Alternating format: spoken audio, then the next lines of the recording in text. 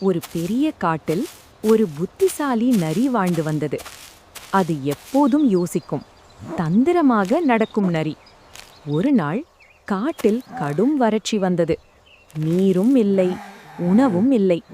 எல்லா விலங்குகளும் மிகவும் கஷ்டப்பட்டன. நரிக்கும் பசி எடுத்தது.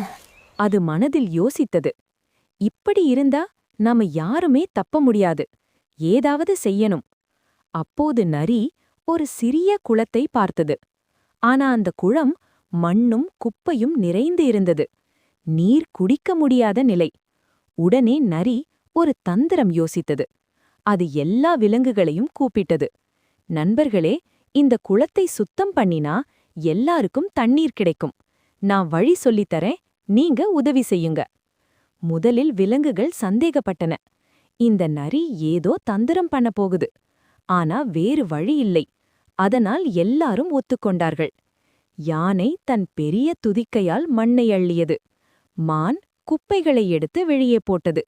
குரங்கு கற்களை அகற்றியது. நரி எல்லாரையும் ஒருங்கிணைத்து புத்திசாலித்தனமாக வேலை செய்தது. சிறிது நேரத்தில் குளம் சுத்தமாகியது. தெளிவான நீர் நிரம்பியது. எல்லா விலங்குகளும் மிகவும் மகிழ்ச்சியடைந்தன.